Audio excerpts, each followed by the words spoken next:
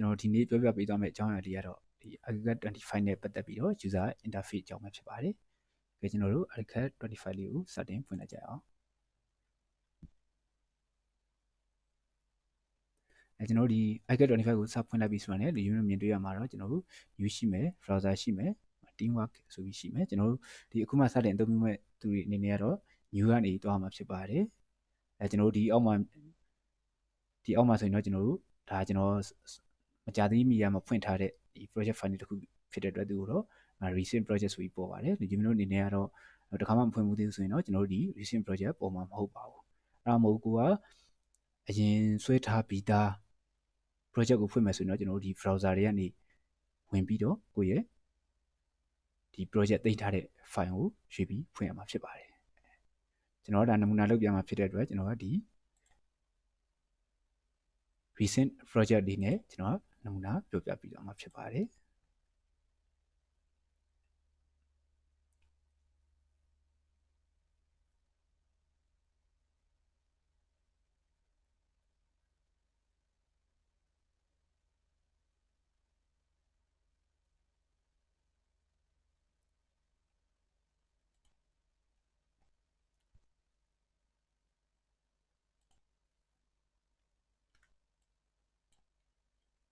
အဲ့ဒါမှဒါလူကြီးမင်းတို့အင်တူရအတိုင်းပါပဲဒါကျွန်တော်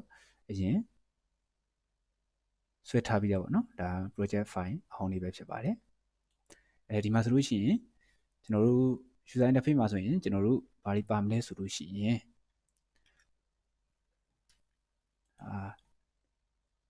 ဒီ file တို့ edit တို့ view တို့ design တို့ document နော်ဒီစရှိတဲ့ပြင်ပေါ့အဲ့ဘာကိုကျွန်တော်တို့ကဘာလို့ခေါ်လဲဆိုလို့ရှိရင်သူ့ကိုကျွန်တော်တို့က menu bar လို့ခေါ်ပါတယ်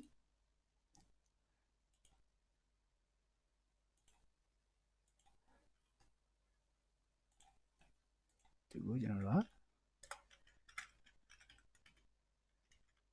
သူ့ကို menu bar လို့ခေါ်ပါတယ်ဟုတ်ပြီကျွန်တော်တို့အဲ့ menu bar မှာဆိုရင်ကျွန်တော်တို့ကဘာတွေလုပ်လို့ရလဲဆိုရင်ကျွန်တော်တို့ဒီမှာ file မှာဆိုရင်ကျွန်တော်တို့ဒီမှာ new ဆိုတာproject အသစ်တစ်ခုဖွင့်လို့ရမယ်ပြီးရင် open ဆိုရင်လည်းကျွန်တော်တို့မူလဆွဲထားပြီးသားပေါ့နော်ဒီမူလအရင်ဆွဲထားပြီးသား file ကိုကျွန်တော်တို့ဖွင့်မယ်ဆိုရင်လည်းဒီ open ကနေသွားပြီးဖွင့်ရမှာဖြစ်ပါတယ်view မှာဆိုရင်လည်းကျွန်တော်တို့snap point တို့ snap guide တို့ offit တို့သူတို့ပေါဝင်တာဖြစ်ပါတယ်ဒီစသဖြင့်ပေါ့နော်သူသက်ဆိုင်ရာအရာတွေပေါဝင်တာဖြစ်ပါတယ်နောက်တစ်ခုကကျွန်တော်တို့ဗာလဲဆိုရင် toolbar toolbar လို့ခေါ်တဲ့ဘယ်ကောင် toolbar လို့ခေါ်လဲဆိုရင်ကျွန်တော်တို့ဒီမှာဒါလေးကိုတော့ကျွန်တော်တို့ကသူ့ကိုဘာလို့ခေါ်လဲဆိုရင်သူ့ကို toolbar လို့ခေါ်ပါတယ်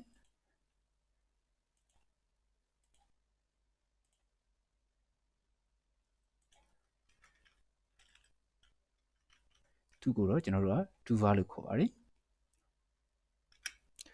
toolbar မှာဆိုရင်ဘာပါမလဲဆိုကျွန်တော်တို့ picket ဆိုတာကျွန်တော်တို့ဒီမှာ copy လုပ်တဲ့နေရာမှာသူသုံးပါတယ်အဲ့ဒီပါမယ်ပြီးတော့ကျွန်တော်တို့ဒီမှာ measure တိုင်းတာလို့ရတဲ့ rule ပေါ့နော် measure တွေပါမယ်ပြီးတော့ကျွန်တော်တို့ဒီမှာ trend လုပ်လို့ရတဲ့ဥစ္စာတွေပါမယ်ကျွန်တော်တို့အဲ့ toolbar မှာဆိုရင်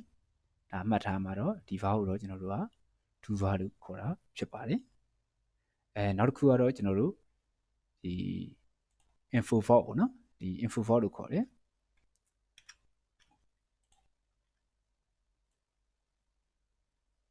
စသဖြင့်ပေါ့ကျွန်တော်တို့ဒီမှာဆိုရင်ကျွန်တော်တို့ဒီ layer နဲ့ပတ်သက်တာတွေ geometric method တွေ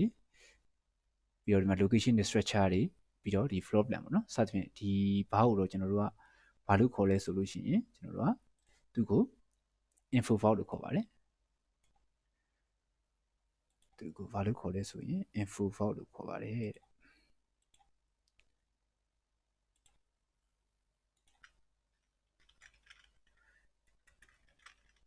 သူ့ကို info file လို့ခေါ်ပါတယ်နောက်တစ်ခုကတော့ကျွန်တော်တို့ဒီ touch bar ပေါ့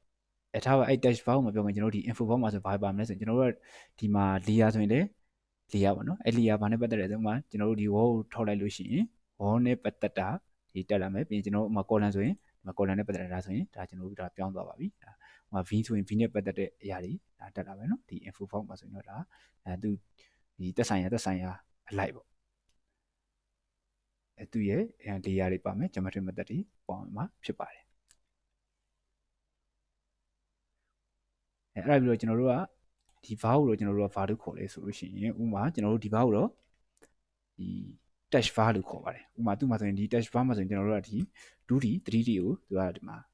အများဆုံးပေါ့နော်ချိတ်ဆက်ပေးထားပါလို့ဥပမာဒါဒီမှာဆိုရင် 3D အောက်မှာကျွန်တော်တို့ကဘာလို့လိုရင်းလဲဥပမာဒီမှာ floor level တို့ကျွန်တော် floor level ကို click ပေးတိုင်းရင်ကျွန်တော်တို့ဒီမှာဒါဆိုရင် floor plan လေးရလာပါပြီဥပမာကျွန်တော်တို့က front elevation လိုချင်တာလားဥပမာဒါဆိုရင် front elevation ကို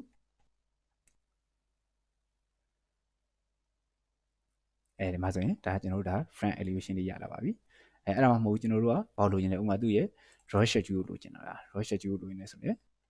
draw schedule နိုင်တဲ့တိုင်းကျွန်တော်တို့ draw schedule နဲ့ပတ်သက်တာတွေရလာပါပြီအဲ့တော့မှကျွန်တော်တို့မဟုတ်ဒီမှာ 3D ကိုပြန်သွားရနေဆိုရင်အပေါ်သူ့ရဲ့ dash bar 3D ကိုနှိပ်လိုက်လို့ရှိရင် 3D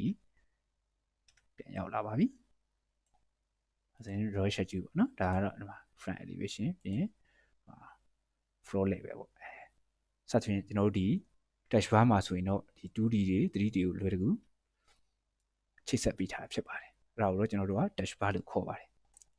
ကျွန်တော်တို့ဒီအောက်မှာဆိုရင်တော့ကျွန်တော်တို့ဒီအောက်က var လေးကိုတော့ကျွန်တော်တို့ var လို့ခေါ်လဲဆိုလို့ရှိရင်သူ့ကိုတော့ 42 var လို့ခေါ်ပါတယ်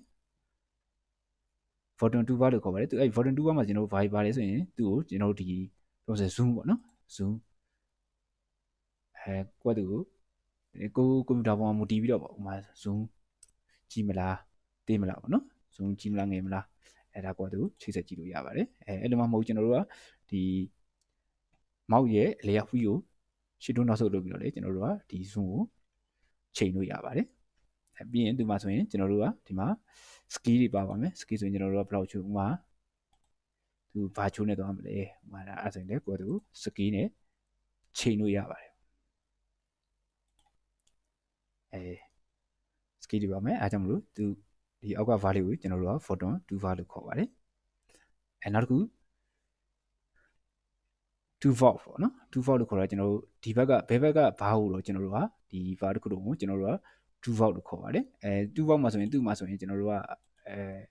ဒီ main အနေနဲ့ပေါ့နော်သူ့မှာဆိုရင်၄ခုပါတယ်ဒီနှစ်ခုက arrow ရဲ့ market ရဲ့ကကျွန်တော်တို့သူ့ကိုတော့ selection selection လို့ခေါ်ပါတယ်ဒီကျရင် design ပါမယ်ပြီးတော့ view point ပါမယ် document ဆိုပြီးပါမယ်ကျွန်တော်တို့ဒီမှာ design မှာဆိုရင်ပါမယ် design မှာဆိုရင်ကျွန်တော်တို့ wall တွေပါမယ် column တွေပါမယ်ပြီးတော့ select root เนาะစသဖြင့်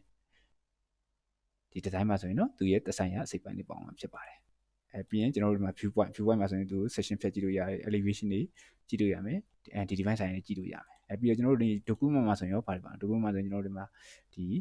2D ပိုင်းဆိုင်ရပါတော့ဒီမှာ dash ဒီရေးလို့ရမယ် fill လုပ်တာရ line ဆွဲလို့ရမယ်စသဖြင့်ပေါ့စသဖြင့်ဒီမှာဒီ2 volt မှာဆိုရင်တော့ဒီစိတ်ပိုင်းအဖြစ်၄ပိုင်းပေါ်ဝင်တာဖြစ်ပါတယ်နောက်ဆုံးတစ်ခုပေါ့နော်ကျွန်တော်ဒီညာဘက်က var ဒီ var ကိုကျွန်တော်တို့က var လို့ခေါ်လဲဆိုရင်ဒီ var ကိုကျွန်တော်တို့က navigator လို့ခေါ်ပါတယ်navigator မှာဆိုရင်ကျွန်တော်တို့ကဒီ project ဒီတစ်ခုလုံးပေါ့နော်သူကproject ကြီးတစ်ခုလုံးအတွက်အရေးကြီးတဲ့အစိတ်ပိုင်းတွေကိုသူကထိန်းသိမ်းမိထားတဲ့သဘောပေါ့သူမှာဆိုရင်ကျွန်တော်တို့ကဒီမှာ root level ဆိုရင်ဒီမှာ root level ကိုလေ့လိုက်လို့ရှိရင်ကျွန်တော်တို့ဒီမှာ root level နဲ့သက်ဆိုင်တဲ့အစိတ်ပိုင်းတွေရလာမယ်ပြီးရင်ဥမာ ground level ကိုနှိပ်လိုက်မယ်ဆိုရင်ကျွန်တော်တို့ဒီမှာ ground level နဲ့ပတ်သက်တဲ့ဥစ္စာတွေဥမာ front elevation ဆိုရင် front elevation နဲ့ပတ်သက်တာတွေပြီးရင်ဒီမှာ back elevation ဆိုရင် back elevation နဲ့ပတ်သက်တာတွေ